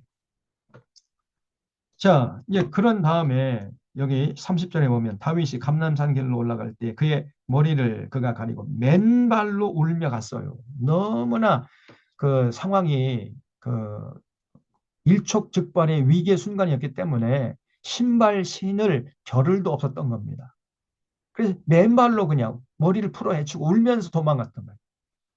그렇게 그냥 화급한 상황이었습니다. 맨발로 울며 가고 그와 함께 가는 모든 백성들도 각각 자기 머리를 가리고 울며 올라가니라. 어떤 사람이 다윗에게 알리되 압살롬과 함께 모반한 자들 가운데 아히도벨이 있나이다. 다윗이 이르되 여호와여 원하옵나니 원컨대 아히도벨의 모략을 어리석게 하옵소서 하니라. 하나님이 다윗이 하나님을 경배하는 마루턱에 이를 때 아렉 사람 후세가 옷을 찢고 흙을 머리에 덮어쓰고 다윗을 맞으러 온지라. 그러니까 후세도 이 다윗의 책사였는데 다윗이 이제 도피하니까 다윗의 뒤를 따라서 도피하려고 따라왔단 말이죠. 그러니까 다윗이요 후세에게 아니야 아니야 자네는 그냥 예루살렘 이 성에 남아 있게나. 나와 같이 도망할 이유가 없잖아. 자네가 그 압살롬에게 항복을 해서 거짓으로 전향한 채 하다가 이제 다윗에게 그저 압살롬에게 잘못된 그 전략을 건의해서 패망케 해라. 다시 말하면 간첩으로 심어 놓은 거예요. 이게 다윗의 처분이었습니다. 다윗이요. 그렇게 그냥 황급한 위기의 순간에서도 아주 어쩌면 그렇게 일처리를 그냥 지혜롭게 하는지 알 수가 없어요. 자네는 여기 남아 있어서 거짓으로 항복하고 전향한 채 하다가 압살롬이 이제 어떤 그 전략을 건의하라고 하면은 잘못된 전략을 건의하라는 거예요. 이렇게 예루살렘에 남겨놓고 이제 도피하는 겁니다. 그래서 여기 33절에 다윗이 그에게 이르되 네가 만일 나와 함께 나아가면 내게 누를 끼쳐. 나와 함께 가는 건 너 원치 않는 거야. 너 생각을 좀 더 깊이 해라. 그러나 네가 만일 성읍으로 돌아가서 압살롬이 말하기를 왕이여 내가 왕의 종이니이다. 전에는 내가 왕의 아버지의 종이었더니 이제는 내가 왕의 종이니이다 하면서 네가 나를 위하여 아히도벨의 모략을 피하게 하리라. 사독과 아비아들 두 제사장이 너와 함께 거기 있지 아니하냐. 내가 왕의 궁중에서 무엇을 듣든지 사독과 아비아들 두 제사장에게 알리라. 그들의 두 아들 곧 사독의 아히마스와 아비아달의 요나단이 그들과 함께 거기 있나니 너희가 듣는 모든 것을 그들 편에 내게 소식을 알릴지니라 하는지라. 다윗의 친구 후세가 곧 성으로 들어가고 압살롬도 예루살렘으로 들어갔더라. 그래서 후세를 이제 그 심부름꾼으로 이렇게 심어 놓고 도망치는 거예요. 그래서 어떤 일이 생기면은 그 예루살렘 성의 모든 정보를 네가 다 획득하면은 그를 사독과 그 두 아들들에게 얘기해가지고 그 아들들이 내게 그 정보를 알려주도록 이렇게 그냥 뭐 물샐 틈 없이 그렇게 아주 적절하게 일처리를 하고 도피를 하는 겁니다. 야, 이 다윗이 그런 말이 있잖아요. 우리가 사자굴에 몰려가도 정신만 차리면 산다. 그런 말이 있잖아요. 이 다윗이 그렇게 위급한 순간에도요, 아주 지혜롭게 모든 일처리를 했던 거예요. 자, 이렇게 이제 16장에서 이제 도피를 하는데 그 뒤를 그 무비보셋의 종 시바가 있었다 그랬죠? 무비보셋은 다윗과 아주 정말 우정을 나누었던 요나단의 아들이었지 않습니까? 근데 이제 난리통에 유모가 무비보셋 어렸을 때 땅에 떨어뜨려 가지고 쩔른 발이었어요. 그래서 무비보셋을 배려해서 다윗이 시바를 그 몸종으로 붙여줬잖아요. 그러니까 이 시바가요 다윗을 맞으러 오는 거예요. 그 보니까 무비보셋이 안 보여. 아니 그럼 너희 주인은 어떻게 하고 너 혼자만 나오느냐 그랬더니 시바가 하는 얘기가 폐하 아리 없게 황송하오나 이 제 주인인 무비보셋이 이런 말을 합디다 하면서 거짓말로 고자질을 해요. 그 무슨 말을 하더냐? 예, 폐하 아리 없게 황송하오나 폐하께서 압살롬 쿠데타 군에 의해서 쫓겨난 걸 보고 무이보세 쾌제를 울리면서 하는 얘기가 이제야말로 내 아버지 사울의 권력을 다시 회복할 때가 됐다. 그러면서 쾌제를 부릅디다. 이렇게 거짓말을 해. 그래서 거짓말이었습니다. 나중에 알고 보니까요. 무비보셋이 늦게 나온 것은 절름발이었기 때문에 쩔뚝쩔뚝 하다 보니까 늦게 나온 거거든요. 그런데 시바가 혼자 나와가지고 다윗 앞에 이런 거짓말을 하는 거예요. 그러니까 그 소리를 듣고 다윗이 또 오해를 했어요. 여러분 꼭 기억하시기 바랍니다. 모든 어떤 문제가 생기면요. 양쪽 편 말을 다 들어야 돼요. 한쪽 편만 말을 듣다가는 오해하기 십상이고 판단을 그르치기가 십상입니다. 절대로 한쪽 말만 들으면 안 돼요. 양쪽 말을 다 들어보고 판단해도 늦지 않습니다. 근데 다윗은 시바 말만 듣고 결국은 무비우스 오해하고 뭐가 어쩌고 어째? 이런 괘씸한 놈 만나. 네가 그렇게 호의를 베풀었는데 말이야. 이 선을 악으로 갚다니. 그러면서 이제 아주 괘씸하게 여기면서 시바에게 그렇다면은 내가 무비보스에게 줬던 모든 전답을 너에게 주노라. 네 소유다. 이렇게 처벌을 하고 가요. 나중에 알고 보니까 그 새빨간 거짓말을 했던 거예요. 시바. 이 시바가 이 시발놈이 이놈이. 이렇게 그냥 주인을 그 거짓말로 모함할 수 있습니까? 여러분 십계명에 구계명에 거짓 증언하지 말지니라 그랬잖아요. 거짓 증언하지 말지니라. 거짓 증언하는 것처럼 무서운 죄가 없는 거예요. 이거는 용서받지 못하는 죄입니다. 죄도요. 죄 질이라는 게 있어요. 용서할 수 있는 죄가 있는가? 용서받지 못하는 죄가 있어요.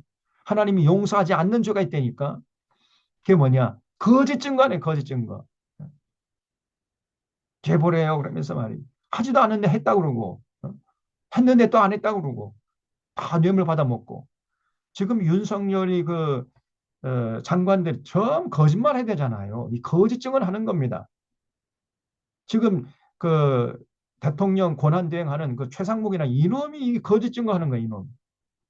아주 비열한 놈이고 아주 야비한 놈이에요. 예? 저런 놈이 대통령 자리에 앉아서 지금 빨리 이런 상황을 벗어나야 됩니다. 지금 이 나라가 지금 정상이 아니에요.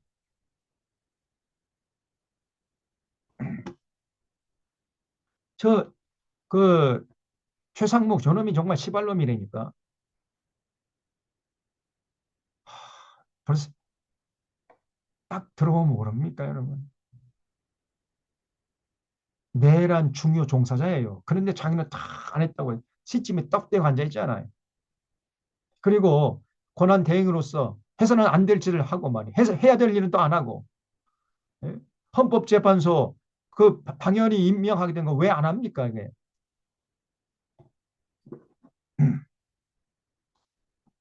그리고 거부권이나 축적 행사하고 말이. 그래서 이 나라를 지금 더 분열의 구렁텅이를 몰아넣고 있잖아요. 저 최상목이라는 저놈이.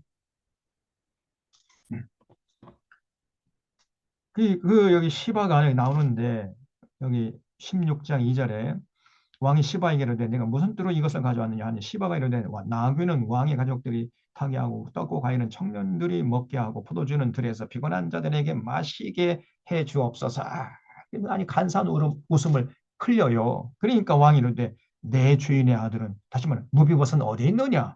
이게 물으니까 그가 말하니 이스라엘 족속이 오늘 내 아버지의 나라를 내게 돌리리라 하나이다. 다시 말하면 내 아버지 사울의 내 아버지 그 요나단 그러니까 내 할아버지 사울의 권력을 회복할 날이 왔다. 그러면서 쾌제를 부르더라는 거예요. 이런 식으로 거짓말을 했습니다. 4절에 왕이 시바에게 이르되 무비보셋에게 있는 것이다. 네 것이라 하니라. 시바가 이르되 내가 잘하나이다. 내 주 왕이여 내가 왕 앞에서 은혜를 입게 하옵소서. 아주 비열한 놈이죠. 시바가. 자, 그리고 이제 또 도망가는데 그 뒤를 또 시므이란 놈이 따라오네. 예, 여기 5절에 다윗 왕이 바후림에 이르르매 거기서 사울에 친족한 사람이 나오니 게라의 아들이 이름은 시므이라. 어, 그가 나오면서 계속하여 저주하고 또 다윗 왕의 모든 신하들을 향하여 돌을 던지면서 저주를 퍼붓는 거예요. 그때 모든 백성과 용사들은 다 왕의 좌우에 있었더라. 시므이가 저주하는 가운데 이와 같이 말하네. 피를 흘린 자여 사악한 자여 가거라 가거라. 사울의 족속의 모든 피를 여호와께서 내게로 돌리셨도다. 그를 이어 네가 왕이 되었으나 여호와께서 나라를 네 아들 압살롬의 손에 넘기셨도다. 보라 너는 피를 흘린 자이므로 화를 자초했느니라. 음. 아이고 네가 많은 사람의 피를 흘린 너 똑같이 네 아들 때문에 피를 흘리게 됐구나. 잘 됐다 이놈의 새끼야. 막 이러면서 따라오는 거예요. 그러니까 다윗의 부하 중에 요압의 동생 그 아비새라는 사람이 있었어요. 이 아비새가 빨끈해가지고 다윗에게 건의합니다. 폐하 명령만 내리시면 내가 저놈을 목을 따오겠습니다. 이렇게 건의를 해요. 근데 다윗이요. 서라. 그냥 가자. 너 생각해봐라. 저 심의 오죽 저 베냐민 사람 심의가 오죽 억울했으면 저렇게 나오겠느냐. 지금 내 아들도 내 왕좌의 자리를 노리고 쿠데타를 일으키는 판인데 저 베냐민 사람 심의가 오죽하겠느냐. 그냥 가자. 그리고 그냥 가는 거예요. 냅두라 그냥. 왜 그랬냐면요.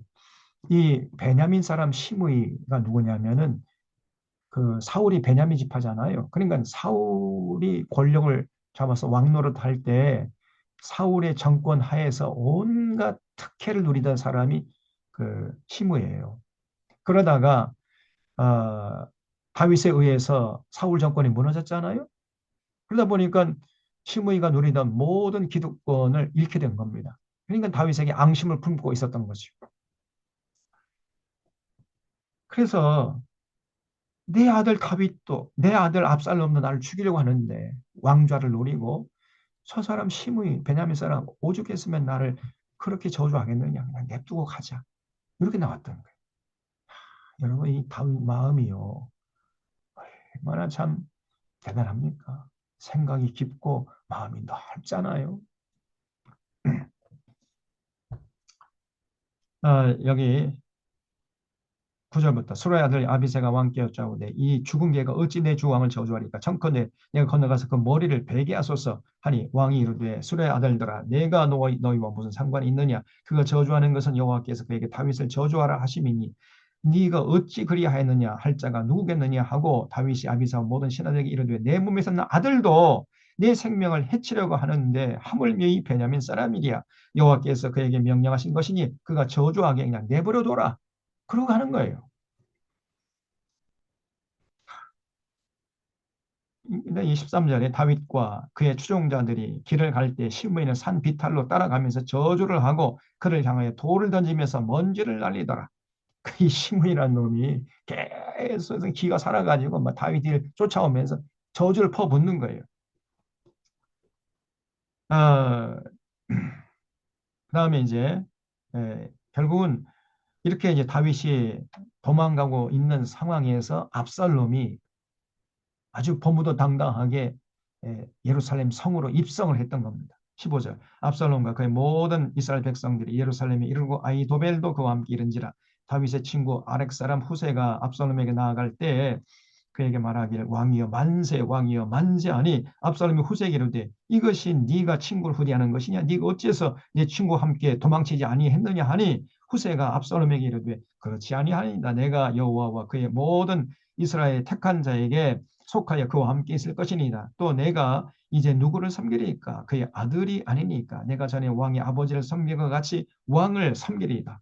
그러니까 후세가 거짓으로 전향한 채 압살롬이 아니 자네는 우리 아버지 다윗의 친구요 오랫동안 우정을 한 친구고 책사 아닌가? 근데 왜 다윗과 함께 도망치지 않았는가? 폐하 아리 없게 황송하나. 그 과거의 일이고 현재는 제가 이제 왕을 폐하를 왕으로 모시고 섬기려고 이렇게 남았습니다. 이렇게 대답한 거죠. 20절에 압살롬이 아히도백에게 이르되 너는 어떻게 행할 계략을 우리에게 가르치라 하니 아히도벨이 압살롬이 이르되 왕의 아버지가 남겨두어 왕궁을 지키게 한 후궁들과 더불어 동침하소서. 그리하면 왕께서 왕의 아버지가 미워하는 바 뇌물 온 이스라엘이 들으리니 왕과 함께 있는 모든 사람의 힘 더욱 강하여지리이다 하니라. 이에 사람들이 압살롬을 위하여 옥상에 장막을 치니 압살롬이 온 이스라엘 무리 눈앞에서 그 아버지의 후궁들 그 10명 남겨뒀다 그랬잖아요. 그 10명의 후궁들과 더불어 동침했다는 거예요. 백성들이 보는 앞에서. 그 모습을 보는 백성들이 이제 그 다윗과 압살롬 이 부자 관계는 완전히 파탄 났구나. 이제 우리는 누구 편에 서야 할까? 지금 권력을 잡은 압살롬 편에 서야지. 해가지고 백성들, 다시 말해 민심이 압살롬에게 싹 쏠릴 테니까 그렇게 하라고 아히도벨이 그런 꾀를 빌려줬는데 결국은요 바세바 사건의 연장선상에서 아히도벨의 앙심을 품고 있었던 거예요. 23절 그때 아히도벨이 베푸는 계략은 사람이 하나님께 물어서 받은 말씀과 같은 것이라. 아히도벨의 모든 계략은 다윗에게나 압살롬에게나 그와 같이 여겨졌더라 그랬죠. 이게 무슨 말이냐면은 아히도벨이 베푸는 계략은 사람이 하나님께 물어서 받은 말씀과 같은 것이다. 이게 무슨 말이냐면요. 그 정도로 아히도벨의 말에 권위가 있었다는 거예요. 사람이 하나님께 물어서 받은 말씀. 그러면 그 하나님이 말씀하셨다. 그러면 굉장한 권위가 있잖아요. 그런 것처럼 많은 사람들이 아히도벨의 말을 하나님의 말씀을 듣는 것처럼 여겼다는 겁니다. 그 정도로 권위가 있었다는 겁니다. 그러니까 아히도벨이 평소에는요 굉장히 사력 있고 지혜롭고 충직한 사람이었어요. 그러다가 바세바 사건 때문에 앙심을 품고 다윗과 등을 진 거죠. 그래서 압살롬 편에 붙어버린 겁니다. 참 아픈 사건이죠. 자, 그래서 17장에 가면은 이제 에, 압살롬이 이제 그 딱 자기 아버지 다윗이 앉아 있던 왕좌에 앉은 다음에 자기 부하 장군들을 불러놓고 자, 다음 우리가 취할 스텝을 건의하시오. 전략을 건의하시오. 이렇게 이제 얘기하니까 아히도벨이요. 폐하. 이럴 때가 아닙니다. 저 대한민국에 가면 쇳불도 단김에 빼라는 속담이 있는 것처럼 빨리 우리가 저 다윗의 뒤를 쫓아가서 다윗을 잡아서 제거해가지고 후환을 없애야 됩니다. 이렇게 건의를 했어요. 그때 이제 옆에 듣고 있던 후세가 폐하 아리옵게 황송하오나 다윗은 백전노장입니다. 산전수전 공주전까지 다 겪은 백전노장인데 지금 다윗의 뒤를 따라갔다가는 다윗이 그냥 막 죽을 각오를 하고 배순을 치고 죽을 각오로 하고 달려들 텐데 그러면 절대 우리가 이기지 못합니다. 그러니 전열을 정비한 다음에 뒤를 쭉 해서 다윗을 따라가도 절대 늦지 않습니다. 그래서 일단 피곤한 군사들을 좀 쉬게 하고 술과 떡을 고기를 줘가지고 좀 배불리 먹게 하고 이렇게 전열을 정비한 다음에 그 다음에 추격해도 늦지 않을 줄로 아려 이렇게 건의를 하는 거예요. 그러니까 아히도벨은 선공격 후 뭡니까? 선공격 후 취미고 그렇죠? 그리고 후 정비, 선공격 후 정비고 그리고 후세는 선정비 후 공격이었어요. 이렇게 두 가지 상반된 입장에서 건의를 하다 보니까 이 압살롬이 누구 편을 들 것인가 이게 문제가 된 거죠. 그때 압살롬이 후세의 건의를 채택을 해버려요. 만약에 그때 이 아히도벨의 건의를 채택했으면 다윗은 죽은 목숨이었어요. 근데 그때 이 압살롬이 상황을 잘못 읽은 거죠. 상황 판단을 잘못한 거예요.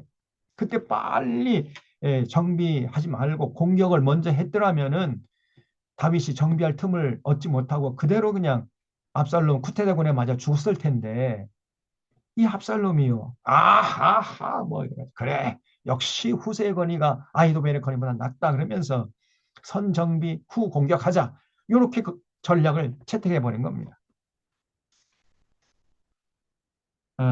그래서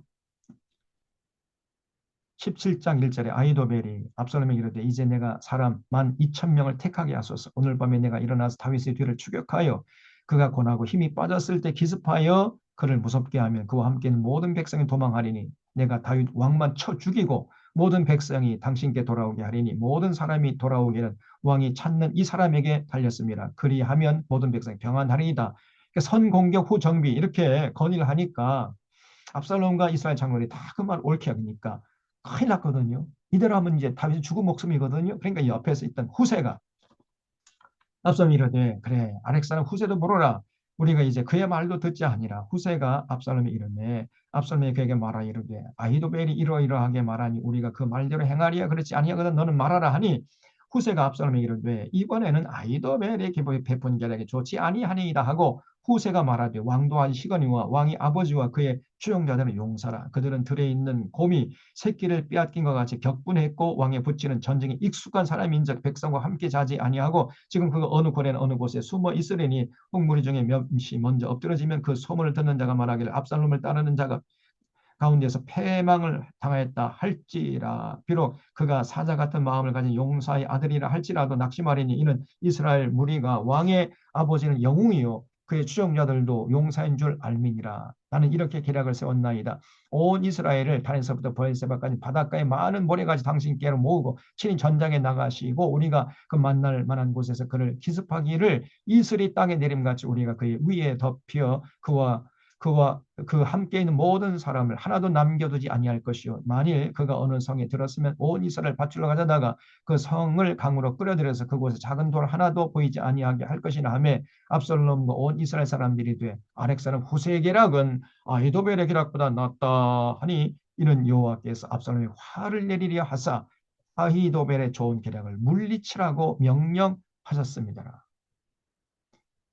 이게 하나님이 계획한 거라. 그래서 나중에 다윗 생각할 때, 야, 정말 이 하나님의 은혜구나. 내가 살아나는 것은 하나님의 은혜구나.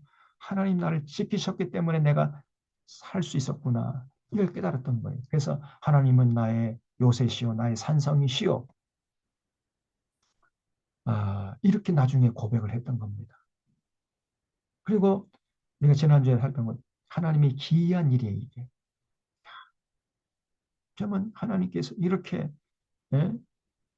부족한 나를 하나님의 능력으로 지키시고 보았는데 사람이 상상할 수 없는 어떤 지혜를 가지고 하나님께서 자기를 지키시는 것을 경험하고 야, 하나님의 기이한 일이 대단하구나. 이걸 체험했던 것입니다. 그래서 진짜 이 압살롬이 이 상황 판단을 오판을 한 거예요. 그러니까 이제 결국은 아이도벨 입장에서 생각할 때는 야, 이게 이제 우리 쿠데타는 실패로 돌아가는 것이다. 내 전략을 채택해야 우리가 승산이 있는 건데 후세의 그 전략을 채택하는 걸 보고 아이고 우리 끝났어. 이 쿠데타는 실패로 돌아갈 거야. 이렇게 생각하는 거예요. 그래서 여기 23절 보세요. 아히도벨이 자기 계략이 시행되지 못함을 보고 나휘에 안장을 씌우고 일어나 고향으로 돌아가 자기 집에 이르러 집을 정리하고 스스로 목매어 죽어버려 자살한 겁니다. 보나마나 뻔한 거예요 이제. 절대로 다윗 그 군대는 이길 수가 없다. 그 틈을 주지 않고 뒤쫓아가서 그 후환을 없애야 되는데 그럴 찰나에 후세 말을 듣고 배야 지금은 좀 쉬고 온 백성들 그냥 그뭐 메뚜기 떼처럼 그렇게 많은 군사들 다시 불러 모아가지고 다윗의 뒤를 추격해도 늦지 않습니다. 이렇게 선정비 후 공격 이 건의를 채택을 해버리니 후세의 건의를 압살롬이 생각할 때는 이제 게임 끝난 거예요. 그래서 그냥 자결을 하고 말았습니다. 그리고 여기 18장에 보면은 이제 드디어 D-Day가 된 거예요. D-Day 날 다윗이 그 전장터에 군대를 보내면서 그 장군들에게 부탁을 했죠. 그래도 내 아들 아닙니까? 나를 죽이려 하지만 그래도 내 아들이니까 절대 죽이지 말고 저 압살롬을 생포해서 내게 데려오시오. 이렇게 부탁을 하고 장군들을 보냈어요. 18장 2절에 다윗이 그의 백성을 보낼세 3분의 1은 요압의 휘하에 3분의 1은 수리아의 아들 요압의 동생 아비새의 휘하에 넘기고 3분의 1은 가드 사람 이때의 휘하에 넘기고 왕이 백성이 이르되 나도 반드시 너희와 함께 나가리라 하니 백성들이 만류를 했어요. 왕은 나가지 마소서. 잘못하면 옥체가 상하면 큰일 나니까 나가지 마소서. 함산된 여기가 그들은 우리에게 마음을 쓰지 아니할 터요 우리가 절반이나 죽을지라도 우리에게 마음을 쓰지 아니할 터이라 왕은 우리 10,000명보다 중하시오니 왕은 성읍에 우리를 도우심이 좋으니이다. 그렇죠. 여러분 전쟁터에서요 그 지휘관만 제거하면 그 전쟁은 끝나는 거 아닙니까? 그래서 지휘관이 중요한 거예요. 모든 공동체 이 지도자가 사라져 버리면 그 공동체는 이제 이합집산하고 그냥 오합지졸이 돼버리잖아요. 그러니까 이 신하들이 참 지혜로운 거죠. 폐하는 옥체를 보존해야 됩니다. 절대 전쟁터에 나가지 마소서. 이렇게 그냥 안전한 곳에 계시도록 해놓고 나가는 거예요. 그때 그러면 좋다. 다윗이 하는 얘기가 뭐냐면요. 너희가 좋게 여기는 대로 내가 행하리라 하면서 5절 보세요. 왕이 요압과 아비새와 이때에게 명령하되 나를 위하여 젊은 압살롬을 너그러이 대우하라. 다시 말씀 생포해서 잡아오라는 거예요. 왕이 압살롬을 위하여 모든 군 주의관에게 명령할 때 백성들이 다 들었어요. 제군들 이번 전쟁터에 나가서 싸울 때 절대로 압살롬 죽이지 말고 사로잡아서 산채로 내게 데려오시오. 이렇게 부탁하고 이제 전쟁터로 보냈어요. D-Day가 이제 돼가지고 전쟁이 딱 벌어졌는데 아까 말씀드린 대로 압살롬은 머리가 사자머리라고 했잖아요. 그래서 머리가 너무 그냥 막 많으니까 그걸 따가지고 이렇게 이제 맸는데 여인들이 머리 따는 것처럼 큰 느티나무 밑을 지나갈 때 다윗이 저 압살롬이 탄 노새는요 그냥 지나가 버리고 압살롬은 그 머리가 그 큰 상수리 나무 가지에 걸려가지고 그냥 있었어요. 그러니까 노새가 지나가 버리니까 압살롬은 공중에 대롱대롱 매달린 신세가 되어버렸죠. 그걸 보고 요압의 부하 중에 한 사람이 넙죽 요압에게 달려가가지고 죽은 지금 저 압살롬이 그 큰 상수리 나무 가지에 걸려가지고 발버둥 치고 있습니다. 뭐야? 그런데 너 왜 나한테 그냥 왔어? 오늘 오전에 다윗 폐하께서 절대로 죽이지 말고 생포해서 잡아오라고 그러지 않았습니까? 요압이요. 나는 그런 거 몰라. 그래가지고 그냥 넙죽 그 압살롬에게 가가지고 그냥 창으로 찔러 죽여버렸어요. 요압이. 압살롬은. 어, 여기 18장 14절 보세요. 요압이 이르되 나는 너와 같이 지지할 수 없다 하고 손에 작은 창 셋을 가지고 가서 상수리 나무 가운데 아직 살아있는 압살롬의 심장을 찔러 버리니까 요압의 무기든 청년 10명이 압살롬을 에워싸고 쳐 죽여버렸어요. 그래서 압살롬이 비참하게 죽은 겁니다. 그래서 그 소식을 들은 이제 다윗이요 막 너무나 슬피 우는 거예요. 여기 31절 보세요. 18장 3절. 고수 사람이 일어나 말하되 내 주 왕께 아뢰 소식이 있나이다. 여호와께서 오늘 왕을 대적하는 모든 원수를 갚으셨나이다 하니 왕이 구스 사람에게 묻되 젊은 압살롬은 살아있느냐? 잘 있느냐? 구스 사람이 대답하되 내 주 왕의 원수와 일어나서 왕을 대적하는 자들은 다 그 청년과 같이 되기를 원하나요? 다시 말하면 압살롬 죽었습니다. 이런 얘기죠.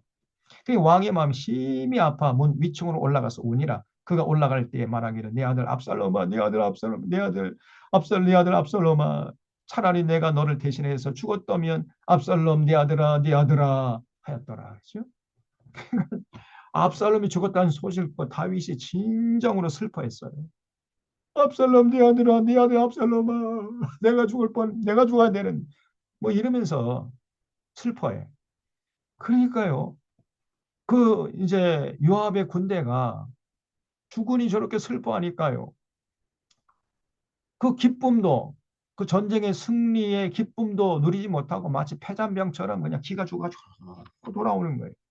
그러니까 요압이 그걸 또 보고 그냥 화가 그냥 머리끝까지 나가지고 다윗을 찾아가요. 응? 폐하 아렵게 황송하오나 폐하께서 가만히 보니까 오늘 우리 전쟁터에서 우리가 죽고 압살롬이 살아들면 폐하께서 기뻐하실 것 같습니다. 막 그래서 당장 울음을 그치지 않으면 당신 곁에는 내일 아침에 아무도 없을 거예요. 시앙 그냥 막 이렇게 대답을 하네. 여기 보세요. 이 요압이 지 멋대로 해요. 그냥. 예. 지가 군대 장관이라 해가지고 여기 19장 1절에 어떤 사람이 요압에게 아뢰되 왕이 압살롬을 위하여 울며 슬퍼하시나이다 하니 왕이 그 아들을 위하여 슬퍼한다 함이 그날의 백성에 들리며 그날의 승리가 모든 백성에게 슬픔이 되어 버렸어요. 아니 전쟁에서 이겼는데 아니 다윗이 슬퍼한다는 소리 듣고 그냥 막 너무나 죄송해가지고 그냥 예? 그냥 패잔병처럼 눈치 보면서 돌아왔다는 거예요. 그러니까 그날의 백성들이 싸움에 쫓겨 부끄러워 도망함 같이 패잔병처럼 가만히 성읍으로 들어가니라. 왕이 그의 얼굴을 가리 큰 소리 부르 네 아들 압살롬아 압살롬아 네 아들아 네 아들아 하니 요압이 집에 들어가서 왕께 말씀드리되 왕께서 오늘 왕의 생명과 왕의 자녀의 생명과 처첩과 비빈들의 생명을 구하는 모든 부하들의 얼굴을 부끄럽게 하시니 이는 왕께서 미워하는 자는 사랑하시며 사랑하는 자는 미워하시고 오늘 지휘관들과 부하들은 멸시하심을 나타내심이라. 내가 오늘 깨달으니 만일 압살롬이 살고 오늘 우리가 죽었더라면 왕이 마땅히 여기실 뻔했나이다. 이제 곧 일어나 나가 나 왕의 부하들의 마음을 위로하여 말씀하옵소서. 내가 여호와를 두고 맹세하옵나니 왕이 만일 나가지 아니하시면 오늘 밤에 한 사람도 왕과 함께 머물지 아니할지라. 그러면 그 화가 왕이 젊었을 때부터 지금까지 당하신 모든 화보다 더욱 심하리이다. 샹 가로 열고 거기다 샹 적어주세요. 문맥을 보면 그런 내용이에요. 그러니까 이 다윗은 이렇게 마음이 넓게 자기 아들이 죽었잖아요. 비록 자기를 죽이려고 했지만 그래도 아들이 죽었으니까 슬퍼하는데 요압이 그 부정에 의해서 슬퍼하는 다윗 울지도 못하게 만들어. 그래서 왕이 일어나 성문에 앉음에 어떤 사람이 모든 백성이 말하되 왕이 문에 앉아 계신다 하니 모든 백성이 왕 앞으로 나오니라. 이렇게 해서 결국은 이제 쿠데타를 진압을 해가지고 다시 다윗이 이제 예루살렘으로 복귀를 하는 거예요. 이 복귀하는 내용이 이제 19장 9절 이하부터 쭉 나오는데 여기까지만 하겠습니다. 여기 나올 때 그 시므이라는 놈이 큰일 났죠. 시므이가 시므이가 생각할 때는 이제 다윗은 끝난 것 끝났어요. 절대로 왕위에 복귀하지 못할 줄 알았는데 아니 압살롬이 쿠데타를 진압하고 다시 예루살렘 왕위에 복귀하니까 시므이가 큰일 났거든요. 자기가 한 일이 있잖아요. 그래서 16절에 보면 바울임 19장 16절 바울임에 있는 베냐민 사람 게라의 아들 시므이가 그 비유다 사람과 함께 다윗 왕을 맞으러 내려올 때 베냐민 사람 1000명이 그와 함께 하고 사울 집안의 종 시바도 그의 아들 15과 종 20명과 더불어 그와 함께 하여 요단강을 밟고 건너 왕 앞으로 나오니라. 이 베냐민 사람 이 시므이가요 자기 혼자 나온 게 아니라 1000명이나 되는 베냐민 사람을 거느리고 나왔다는 거. 왜 그랬을까요? 그렇죠. 다윗에게 정치적인 시위하는 거예요.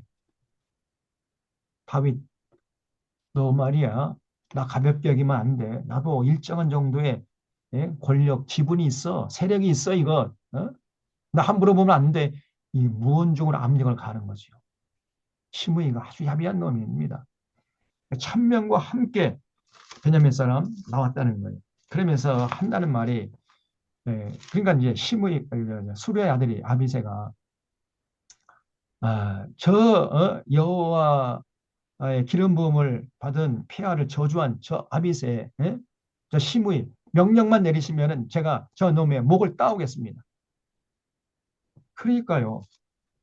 22절 보세요. 19장 22절. 다윗이 이르되 수레 아들 아들아 내가 너희와 무슨 상관이 있게 너희가 오늘 나와 나의 원수가 되느냐? 오늘 어찌해서 이스라엘 가운데 사람을 죽이겠느냐? 내가 오늘 이스라엘의 왕이 된 것을 내가 알지 못하리요? 하고 왕이 시므에게 이르되 내가 죽지 아니하리라 하고 그에게 맹세하니라. 다시 말하면 아비새가 명령만 내리시면은 다윗 폐하를 저주한 저놈을 내가 목을 따오겠습니다. 그러니까 예, 아비새야, 오늘 좋은 날 아니냐? 우리가 결국은 승리한 날인데 왜 이 좋은 날 사람을 죽이느냐? 그냥 놔둬라 하고 용서를 했어요. 여러분, 이 영리라는 거꾸로 난 비늘, 영리, 그죠?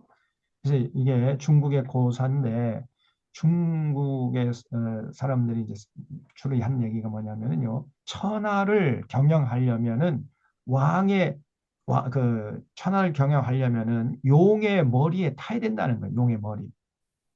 근데 용의 머리에 딱 타면은 용이 이제 비늘이 있잖아요. 비늘이 다 순방향으로 있는데 역방향으로 난 것이 있어요. 그러니까 거꾸로 나 있으니까 그 용의 머리에 탄 사람을 자꾸 찌르는 거예요. 그러니까 찌른다고 해가지고 화가 나서 그 거꾸로 난 비늘, 이걸 영린이라고 그러죠. 이 영린을 뽑아버리면 용이 아프니까 용 트림을 할 거 아니에요? 그러면 용의 머리에 탄 사람이 떨어진다. 그런 고사가 있어요. 그래서 아무리 자기 엉덩이를 찌르는 비늘이 있다 할지라도 그 영리는 절대로 뽑으면 안 된다는 거예요. 그리고 다윗이 이 중국 고사를 알고 있었던 것 같아요. 시므이가 영린이에요, 영린. 다윗을 미워하고 증오하고 다윗의 권좌를 호시탐탐 노리는 이런 사람 아닙니까, 시므이가? 그래도 그 죗값을 물어서 이제 저놈을 당장 쳐 죽여라 이렇게 할 수 있었음에도 불구하고 다윗은요, 용서했습니다. 냅둬라. 저거 죽이지 말아라. 그러니까 그 모습을 볼 때 백성들이요, 어떻게 평가했겠습니까? 역시 다윗은 성군이야. 다윗은 마음이 넓어. 그래가지고 여러분, 그 시므이를 칭찬했겠어요? 다윗을 칭찬했겠어요? 다윗을 칭찬했겠죠? 그러니까 이 시므이는 걸어다니는 광고판이야. 시므이만 보면은 사람들이 다윗의 위대함, 다윗의 선정을 생각하면서 다윗을 칭송하는 거예요. 그런 사람은 왜 죽입니까? 그래서 여러분, 우리가 조금만 마음을 넓히면은 우리를 힘들게 하는 그런 사람, 여러분 그냥 냅두세요, 그냥. 그럼 제풀에 꺾일 것이고, 오히려 그러면 그럴수록 나는 더 높아지는 거예요. 나는 의연하게 내 갈 길 가면 되는 거예요. 자, 오늘 19장까지 조금 더 말씀을 드릴 게 있는데 다음 주에 이어서 하도록 하겠습니다. 기도하고 오늘 이 정도 하고 마무리하도록 하겠습니다. 하나님 아버지 감사합니다. 오늘 이렇게 사무엘하 다윗이 결국은 가정사로 인해서 어려움을 당하고 결국 셋째 아들 쿠데타를 진압하는 이런 과정을 살펴보면서 하나님의 은혜와 진리를 나누게 하시오니 감사드리옵나이다. 땅에 살아가는 동안에 정말 어떤 상황이 전개된다 할지라도 다윗처럼 하나님을 사랑하고 신뢰하고 의지하는 이런 모습을 추호도 잃지 않도록 저희들 굳건하게 붙잡아 주시옵소서. 또한 어지러운 세상 속에서도 좌로나 우로나 치우치지 않고 끝까지 주님의 뒤를 따라 좁은 길, 십자가의 길을 묵묵히 걸어가는 참된 믿음의 소유자들 다 될 수 있도록 인도해 주시옵기를 바라고 한 주간도 저희들의 모든 삶을 주님 앞에 부탁드리오며 예수님의 이름으로 기도하옵나이다. 아멘. 아멘. 네. 수고하셨습니다. 수고하셨습니다. 경청해 주셔서 감사드립니다. 고맙습니다. 시간 동안 잘 보내시고요. 수고하셨습니다. 다음 주에 뵙도록 하겠습니다. 목사님 감사합니다. 감사합니다. 네.